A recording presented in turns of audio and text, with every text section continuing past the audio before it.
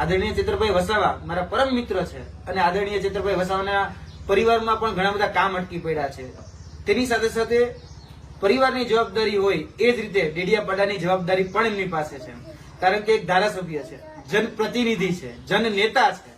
જ્યારે ડેડિયાપાડાના વિકાસના કામો કરવાના હોય અને જનપ્રતિનિધિને જો જેલમાં પૂરી દેવામાં આવે, કઈ રીતે કહી શકાય કે એ કાર્યો થઈ શકે? સામાન્ય જે કાર્યો હોય, સામાન્ય જે કામકાજ હોય એ પણ ખોરભે ચડી જતા હોય છે.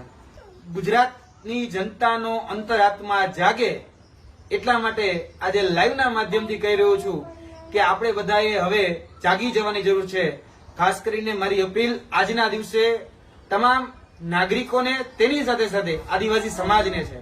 તમે કોઈ પણ પાર્ટીની વિચારધારા સાથે સંકળાયેલા હોય, કોઈ પણ પાર્ટી સાથે, તમે કોંગ્રેસ, ભાજપ, આપ, અપક્ષ, વિપક્ષ, જેની પણ સાથે સંકળાયેલા હોય, તમે એક પરિવાર તરીકે આજે ઘરના મોભી તરીકે વિચારો કે તમારા પરિવારના એક વ્યક્તિને, તમારા પરિવારના એક મોભો હોય, એ મોભાને જો તમારાથી દૂર કરી દેવામાં આવે તો શું થાય?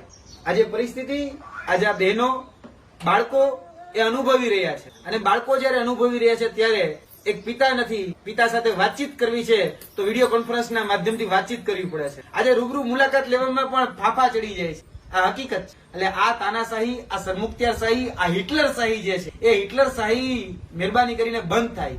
કહેવાય છે ભાઈ કે બાકર બચ્ચા લાખ, લાખે બેચારા, પણ સિંહણ બચ્ચો એક અને એકે હજારા. એવો અમારો ચેતર વસાવા, જે આદિવાસી શેર છે, જે જજુમી રહ્યો છે એકલા હાથે, અને એ જનતાને અપીલ કરી રહ્યું છું, જયારે એ ચેતર વસાવા જયારે એકલા હાથે લડી રહ્યા છે, એમાં નાજ નથી, એ સિંહ છે, એ હાવત, એની ડણક એ વિધાનસભામાં પણ ગુંજે છે, એની ડણક થી 162 થરથર ધ્રુજે છે. એ હકીકત છે.